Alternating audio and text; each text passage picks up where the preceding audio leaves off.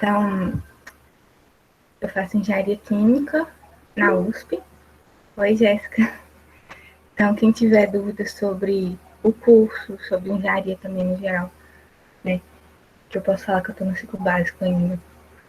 Quem tiver dúvidas sobre a universidade ou sobre a FUVEST também, se quiser me chamar, pode perguntar. Inclusive, queria saber quem vai fazer questão aberta de química em algum vestibular. E aí eu vou passar. Tem algumas coisas que são específicas que eu preciso passar. A deusa também não, né? Você vai fazer? Então, beleza. Depois você me fala qual é que aí a gente. Na FJF? Beleza. Então, vou ficar atenta no cronograma deles. Mas alguém vai fazer questão aberta? Química?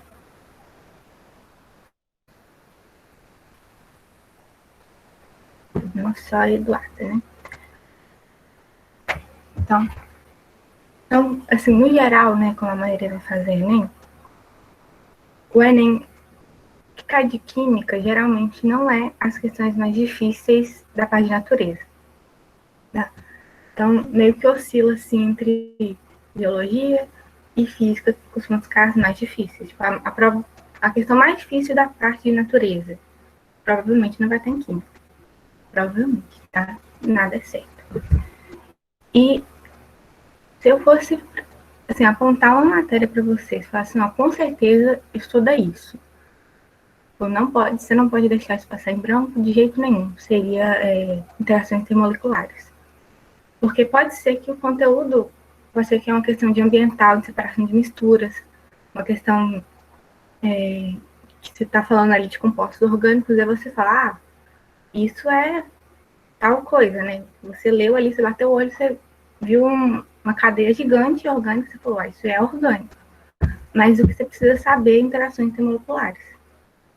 Então, vai ter muitas questões assim, sabe?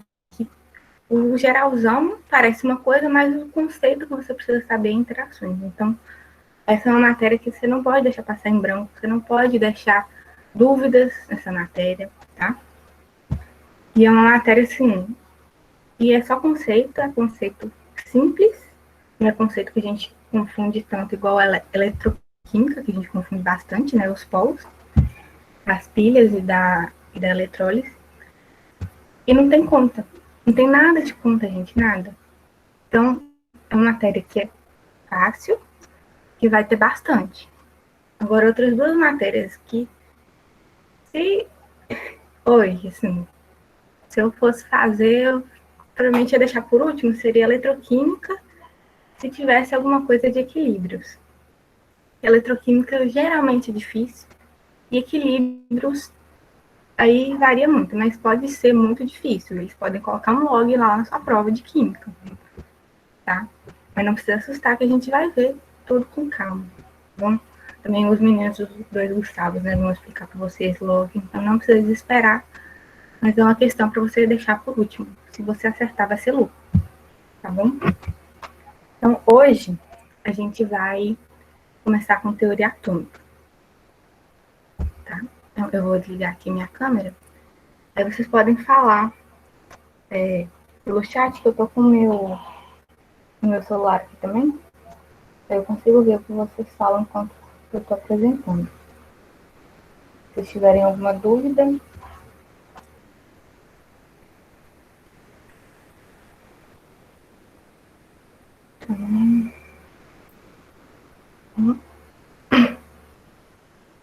eu não comecei a apresentar, né?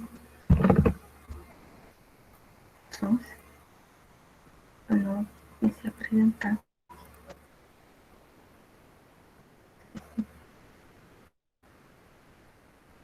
Vocês estão vendo minha tela agora, né?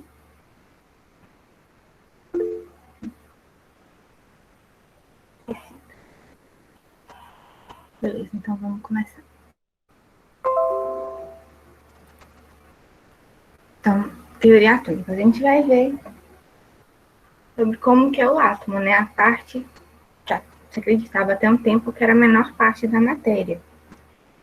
E o Enem, ele cobrou um pouquinho, assim, disso em 2019 e em 2020, né, o último Enem, eu achei que ia ter alguma questão, mas não teve nada. Então, eu achei, assim, estranho. E esse ano, né, vamos ver o que eles vão fazer da vida. Eles vão cobrar ou não. Então, primeiro aqui, no linha do tempo. Então, antes do Dalton, né, que é o primeiro nome que está aparecendo aqui, antes dele, a gente teve quem? O Demócrito. O Demócrito estava lá naquela onda, né, dos gregos de descobrir o que era a matéria. Então, o Tales falava assim, a matéria é água, tudo é água. Aí, no outro, né, tinha, aí eu esqueci isso que eu estudei, filosofia. Mas tinha lá a escola tal que achava que era fogo, tinha outra escola que achava que era outra coisa. E o Dalton veio com a teoria dele. Ele falou assim, que achava que a matéria era átomo.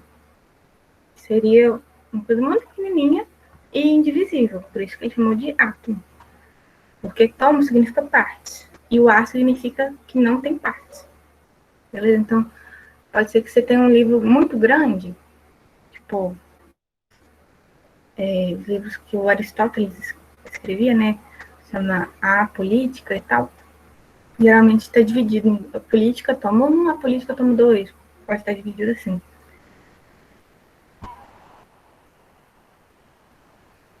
Fala mais alto? Desculpa, eu falo baixinho mesmo. Então, o Demócrito foi o primeiro que deu o nome de átomo para o que constituía a matéria, para o que ele achava que constituía a matéria.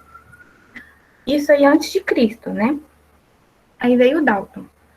O Dalton montou o modelo dele com base no que ele achava que era também, sem nenhum experimento. E o Dalton foi e falou que parecia uma bola de bilhar. A gente vai falar mais sobre cada um depois, tá? E depois veio o Thomson.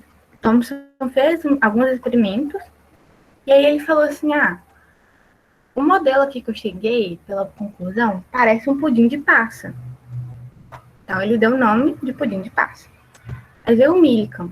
O Millikan, ele não fez exatamente assim um modelo, mas ele ajudou a descobrir mais sobre o modelo que já tinha existente, que era o do Thomson. O Thomson que incluiu os elétrons no modelo. E aí o Millikan fez um experimento de uma gota de óleo, que eu vou desenhar aqui. Não tá desenhando. Era tipo assim, imagina um tubo, aí tem duas placas aqui, isso é um campo elétrico. E aí ia cair uma gotinha que ia passar nesse campo. O campo estava orientado para cima, né? Então essa aqui era positiva, essa aqui era negativa. Então orientado para cima.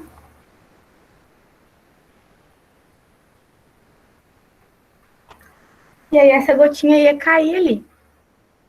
Aqui que a gente sabe lá da física, né?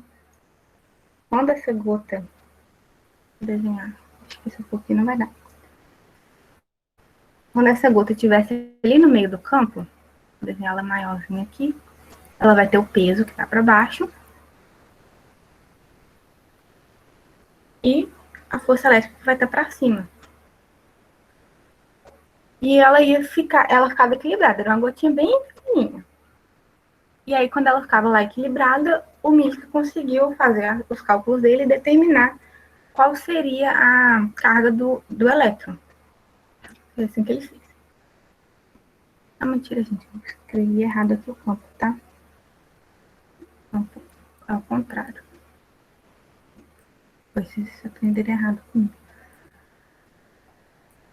Vai ser para baixo. E aqui vai ser mais, aqui vai ser menos.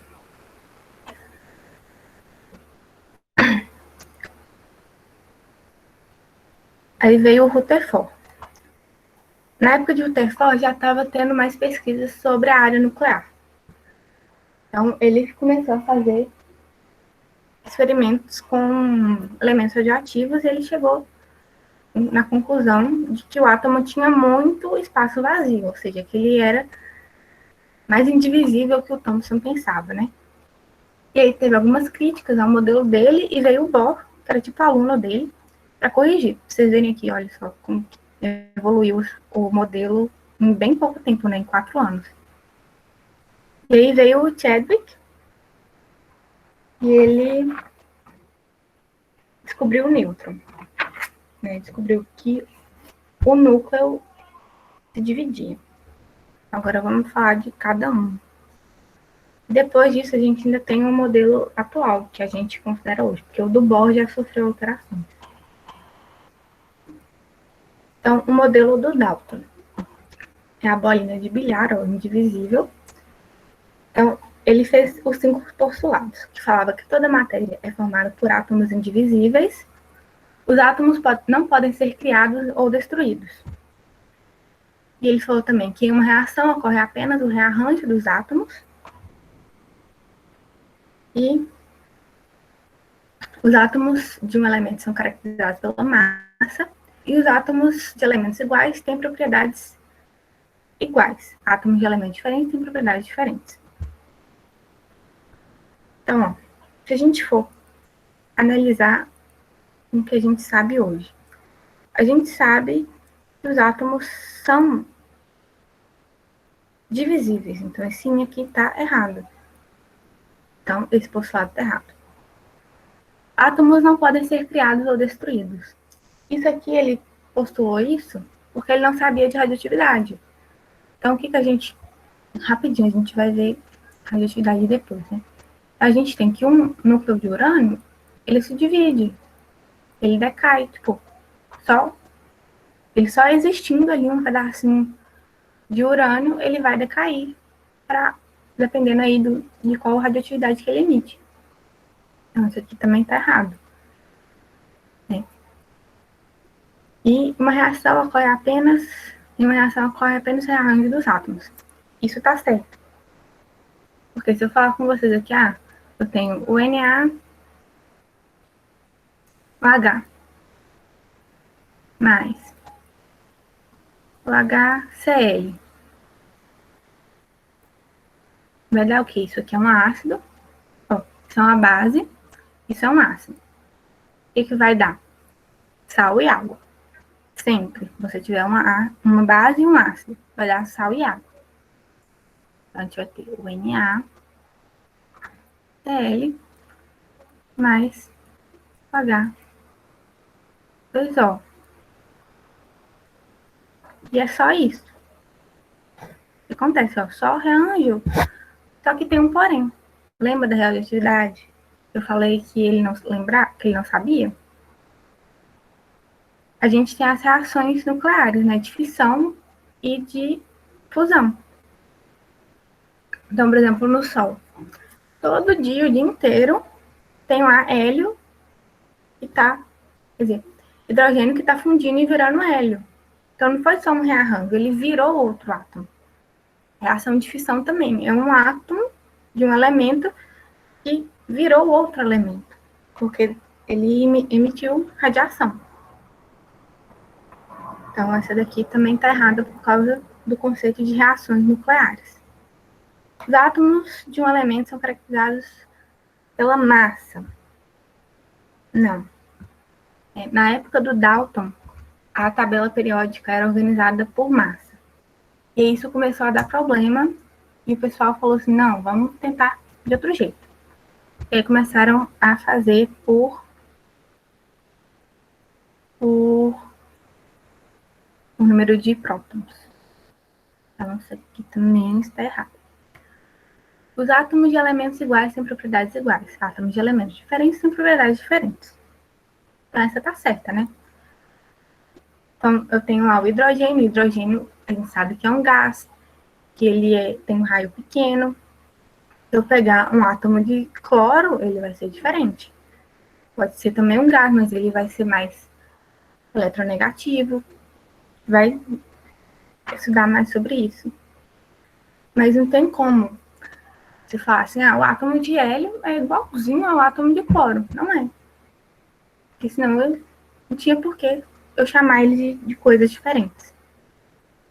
Vocês estão conseguindo me ouvir? Eu tô falando baixinho.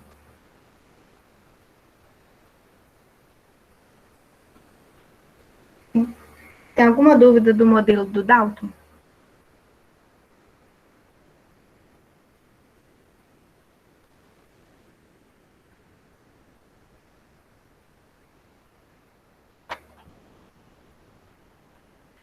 Então, vocês podem pensar, tipo, mas por que a gente estuda o Dalton se, tipo, quase nada, né, sobrou? Porque ele foi o primeiro que tentou, porque ninguém tentava. Ele foi o primeiro que falou assim, eu vou tentar fazer alguma coisa, né? A gente tá aí com um negócio desde antes de Cristo, a gente não faz nada, tá só esperando.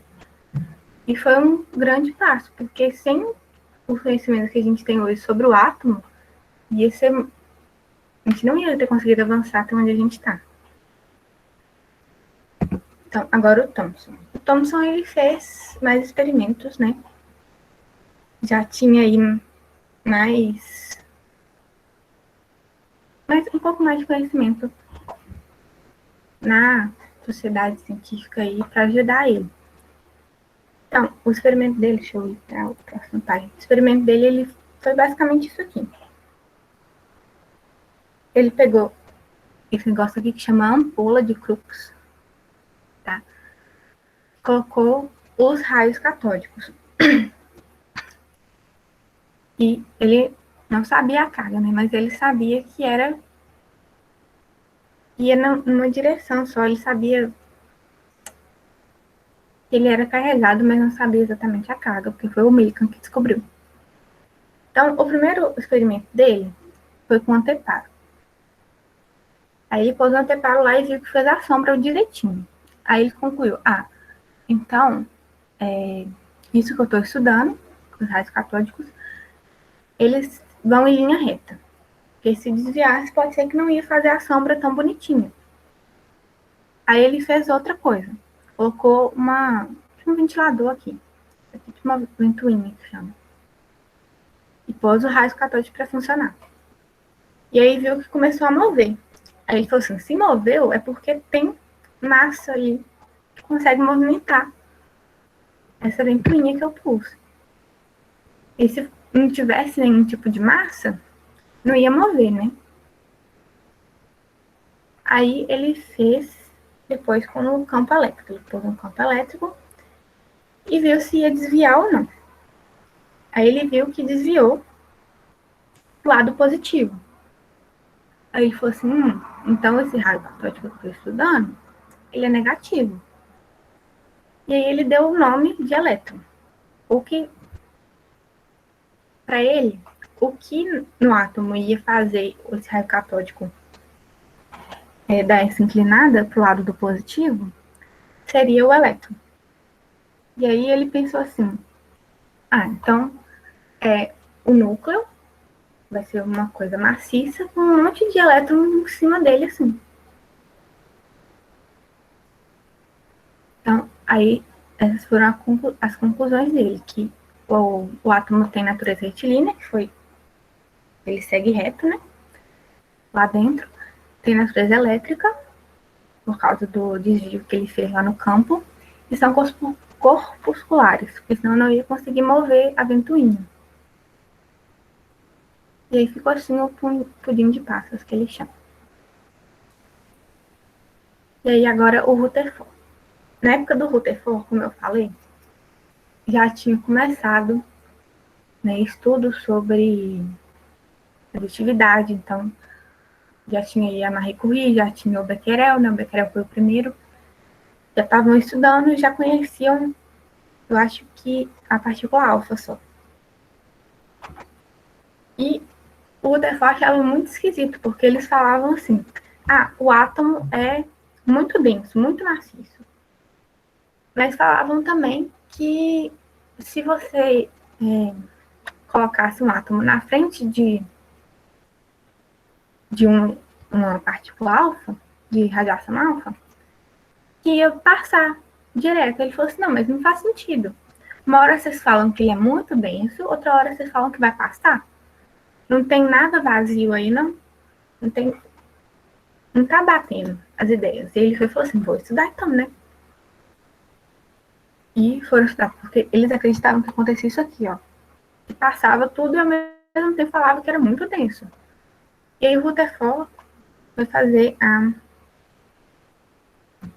experiência dele, né? Então, acho que tá pequeno, acho que eu não pus no outro. Então, ele fez a experiência dele.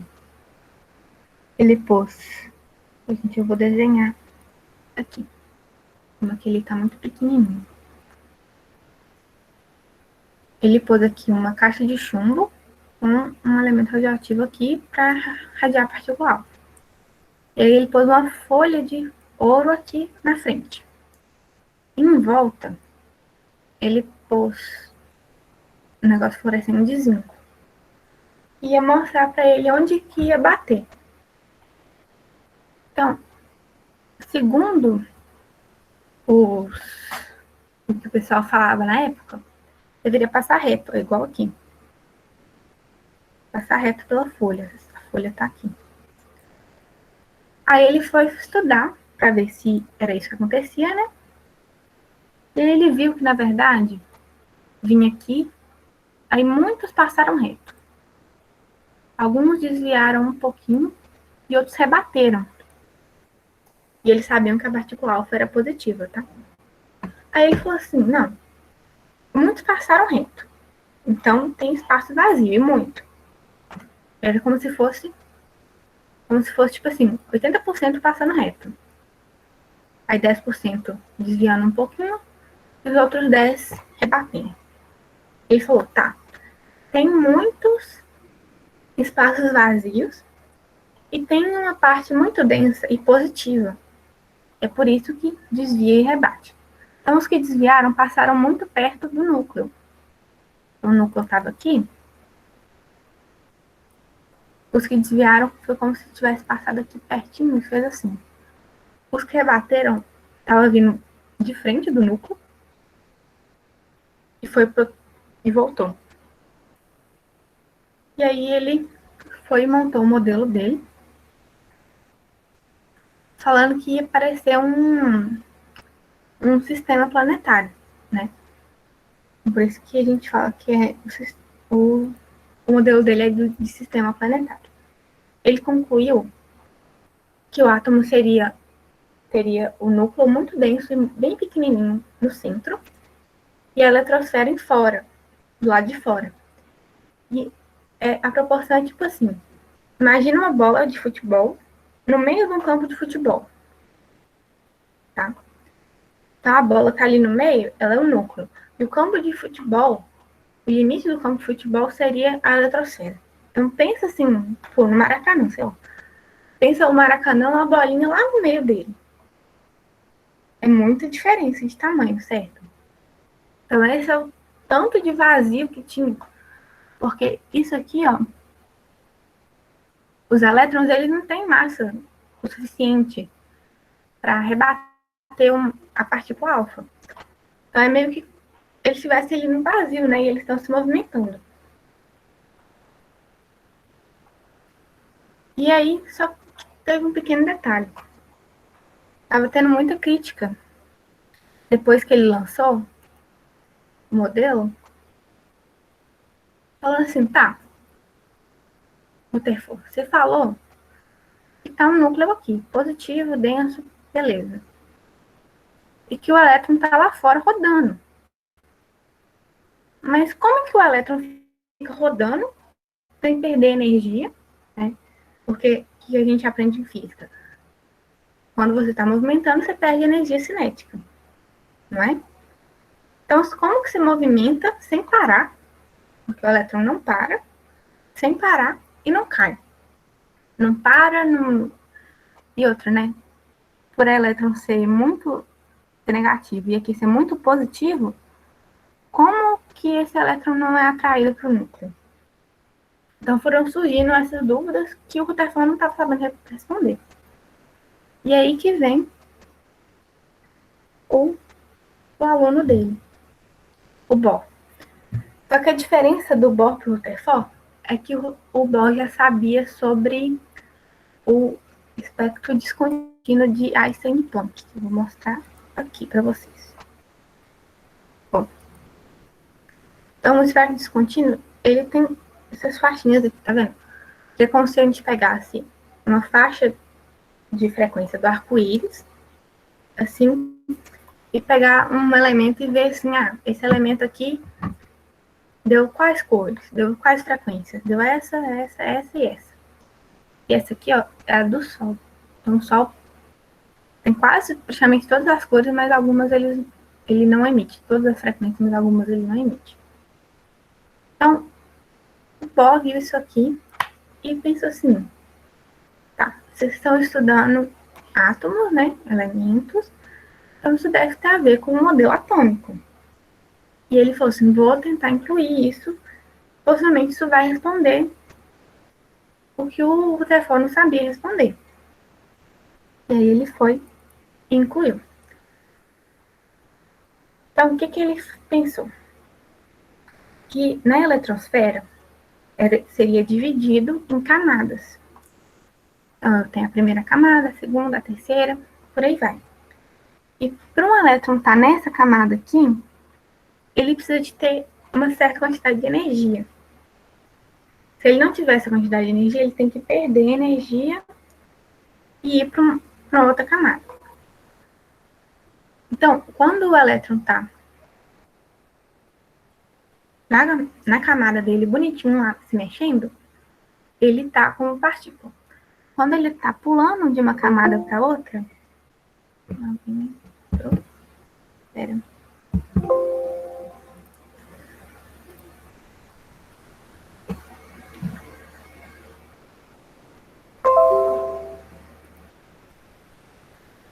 Quando o elétron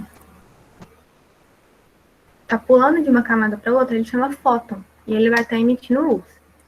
Então, é assim. Quando o elétron está numa camada menor, mais perto do núcleo, ele está mais negativo. Então, o negativo é menor, né? A gente vai diminuindo até chegar no zero, depois começa a positivo. Então, a gente vai mostrar depois, aqui, alguns slides, que quanto mais longe do núcleo, mais próximo do zero. Então, todas as camadas aqui têm energia negativa. Vamos dizer assim, tipo, um elétron, tipo, aqui, ele ia precisar de ter menos 13, o elétron volts. E aqui ele ia precisar de ter menos alguma coisa, menos 6, por exemplo.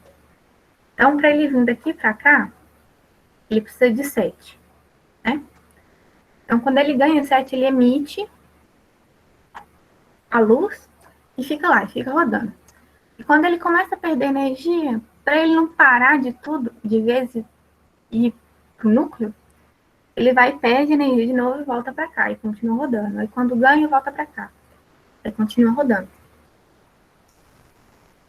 Então, o Bohr, ele falou das camadas de energia e que precisava de ter uma quantidade de energia específica para estar naquela camada. E era assim que os elétrons continuam rodando no núcleo. E aí, quando eles fazem esse salto e emitem luz, eles vão emitir a cor que eles emitem, que eu mostrei aqui no espectro descontínuo. Então, esses aqui são os espectros, esses aqui são os testes de chama. Se você for lá no laboratório, pegar um negocinho, uma haste de metal, colocar num sal, por exemplo, nesse aqui, o NCl2, eu acho, não dá pra ver o número. Você põe a pontinha lá, você põe a chama vai ficar dessa cor, vai ficar roxo. O NaCl vai ficar assim. Então, não sei se já repararam, mas também já caiu até numa questão do Enem, que a questão era assim, você tá cozinhando, acho que era batata e a água tá com sal. Aí espirra um pouco de água na chama do fogão. E aí você vê que ficou a cor diferente. Não ficou a cor normal, ficou uma cor lá. A chama do seu fogão estava azulada e ficou a chama assim, meio vermelha. Por que que acontece isso? Aí o porquê é porque o elétron recebeu energia e pulou de camada. Cadê? Aqui. Esse que é o negócio que eu queria mostrar.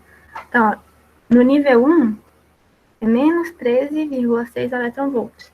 No nível 2, é um pouquinho é um salto bastante, né?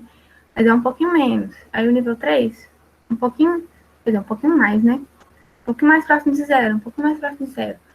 E aqui o N, para chegar no zero electronvolts, a gente pode falar que esse aqui é um N que tende para o infinito, tá? Então, a gente estuda hoje 7 camadas, né? A gente tem aí 7 períodos lá na tabela periódica, então a gente tem 7 camadas. Mas um elétron, quer dizer, um átomo, se você pegar, ele vai ter inúmeras camadas, mas podem não estar ocupadas com um elétron. Por isso. Então, agora a gente tem o modelo atual. O modelo atual foram contribuições de várias pessoas, né? Não tem um nome que a gente pode apontar, tipo, isso é importante. Eu acho que tem, tá? Tem o Schrödinger, o Heisenberg, né? Deixa eu ver o nome. Heisenberg. Mas não vai cobrar isso de vocês. Não precisa saber, não. Vocês precisam saber sobre esse modelo. Então, esse modelo leva em conta o princípio da dualidade, que foi o que eu falei lá, que o elétron é partícula quando ele está bonitinho na camada. E ele é fóton, ou seja, onda, em que ele vira luz. Ele é onda quando ele está pulando de camada.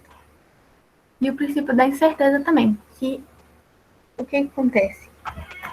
O elétron, ele é uma partícula elementar. Uma partícula muito pequenininha. Então, para você determinar exatamente onde que ele está no átomo, é tão difícil que pode ser que o aparelho que você está usando muda a posição dele. Então, assim, você está quase conseguindo, aí o aparelho vai lá e interfere e muda. Então, a gente não pode ter certeza absoluta de onde um elétron está. Então, meio que hoje, assim, a gente não sabe. Ele pode estar vendo esses vários pontos aqui. Significa que ele pode estar em qualquer lugar nesses pontos aqui. Mas a gente tem os orbitais e os números quânticos. Então, é até estranho a gente falar que tem possível ter certeza, sendo que a gente vai ter vários números aí para falar onde que está o elétron. Mas se você for assim, eu vou pegar lá um átomo de cloro e vou tentar achar o elétron de valência dele, que é o último elétron que a gente coloca na distribuição eletrônica. Vou tentar achar. No papel você conseguiu fazer, mas quando você for tentar achar no laboratório, você não vai conseguir. O aparelho é muito sensível, ele vai acabar mudando o lugar onde o elétron está.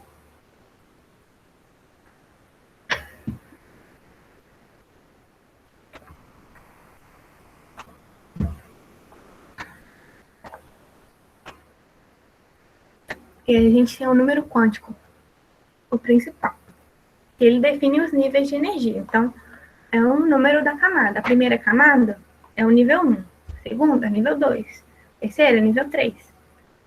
Então, quando você pegar lá a sua tabela periódica, você vai olhar. Tem quantos períodos? Aí você vai contar, tem 7. Então, aquele pedaço, deixa eu mostrar, tem uma tabela. Esse pedaço aqui,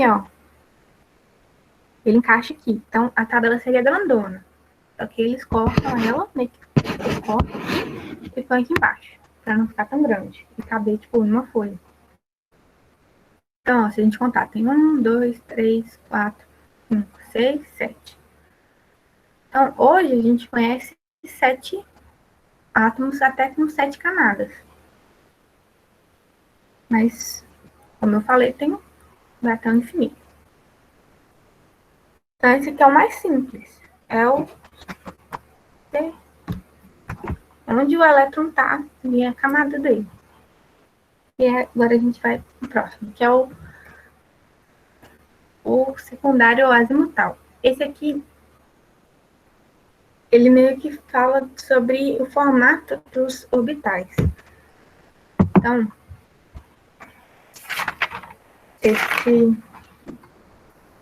ó, o Sharp, ó, o valor dele é 0, o símbolo é o S, Sharp. Então, a gente vai usar muito mais as letras, tá? A letra é bem mais importante aqui do que o número. A quantidade de elétrons que esse orbital comporta é 2. Ele tem um orbital. Então, cada orbital cabe 2 elétrons.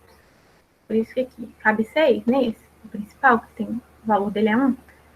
Cabe 6, então ele tem 3 orbitais. O D é o linhas difusas. Valor 2, cabe 10 elétrons, 5 orbitais. O 3, que é o fundamental, cabe 14, tem 7 orbitais. Sobre os formatos, assim, isso só comentar aqui com vocês. O Sharp, ele é tipo uma bola, meia bola assim, quer dizer, um quarto. Imagina um gomo de laranja, sabe? De mexerica, assim. É tipo isso.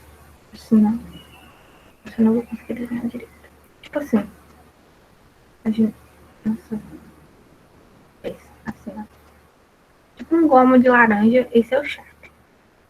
É o S. Aí o azimutal, assim, o principal, ele é tipo assim. As pessoas falam, ah, Lorena, mas isso não cai, eu nunca ouvi falar disso. Por que você tá falando disso? Porque vocês vão ver quando a gente chegar à próxima, na nossa terceira aula. Eu vou ter que voltar a falar disso e é importante para a gente entender as ligações. Vocês lembram lá de orgânica? E a gente fala, ah, esse carbono aqui ele é sp e sp2. Aí você vai entender que vai juntar. Você vai entender por que, que eu só consigo fazer a ligação π se eu tiver um orbital do tipo P. Por quê? Você vai entender. Tá? Então, vou só passar aqui, desenhar assim, mais ou menos o formato deles, para depois a gente poderem lembrar disso, para vocês entenderem. Tá? Então, ele pode ser orientado assim no eixo X, no Y ou no Z, tá? Mas sempre retinho assim. Aí o D, ele já fica mais doido, assim, eu não vou... Parece uma borboleta, sabe? Tipo assim, ó. Uma borboleta, assim. Ele pode ser assim e também tem assim.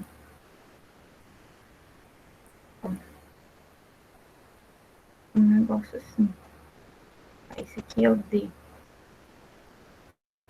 Esse aqui também é o D. Esse é o P. E aí, o S, quer dizer, o F. O F, eles têm... Ó, só pra falar com vocês. O P tem 3 tipos. Né? Um no X, um no Y e um no Z. O D tem 5 tipos. Tipo, 4 desse da borboleta aqui. E um desse. E aí o F já tem 7 tipos. Então, são 6 bolinhas assim, ó.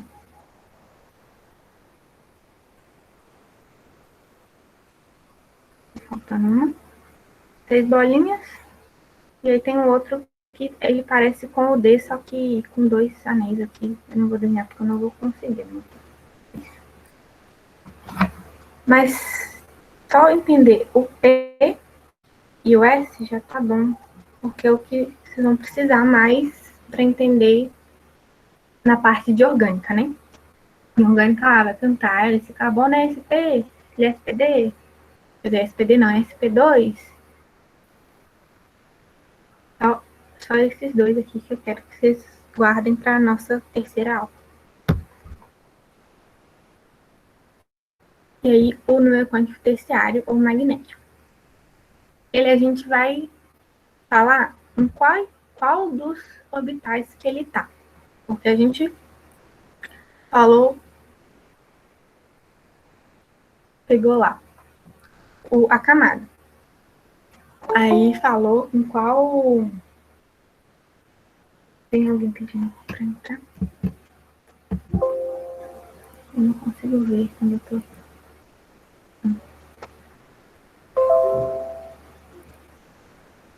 Eu já aceitei, Lorena. Aceitou ou não vi que você tá indo? Nossa, quase Aceitei, pode acabando. continuar, Nica. Tá. Então, a gente já falou da camada, a gente já falou em qual subnível que ele está, e agora a gente vai falar o magnético. Então, qual dos orbitais que ele está? Então, é assim, ó, o ml. Então, eu vou pegar, eu começo do zero e vou do L menos até o L mais. Então, se o S, eu falei que o valor dele é zero, então ele só tem o ml zero. O P, o valor dele é 1, então ele vai ter menos 1, 0 e 1. O D, o valor é 2, vai ter menos 2, menos 1, 0, mais 1 e mais 2. Mesma coisa com F, vai do menos 3 até o mais 3. Aí você vai falar em qual dos orbitais que ele está. E aí o número quântico de spin, que é o quarto. Esse aqui é só para você diferenciar se ele está indo para cima ou para baixo. Isso aqui interfere. Nossa, não consigo falar. Interfere muito, porque eu não consigo ter dois orbitais, dois elétrons direcionados para o mesmo sentido. Né? A gente vê em eletromagnetismo, interfere, não estou conseguindo falar a palavra, interfere o campo magnético vai interferir no campo elétrico e vai causar aqui uma rotação nele. Isso daqui também define paramagnetismo e diamagnetismo. Tá? Vou ter que falar rápido, mas já acabou minha aula, né? Gente, depois eu continuo só exercício. Vou só dar um recado aqui, aí a Mona já começa. Ó, a nossa aula de sexta-feira, eu tô dividindo a matéria com a Ana, aí a aula de quarta é dela e a aula de sexta-feira a gente vai revezar. Só que essa semana eu vou dar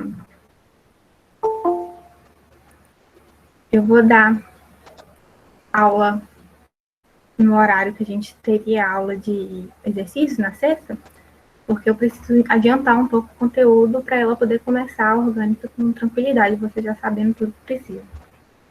Beleza? Então eu vejo você sexta às 8. Ok? Então, boa noite.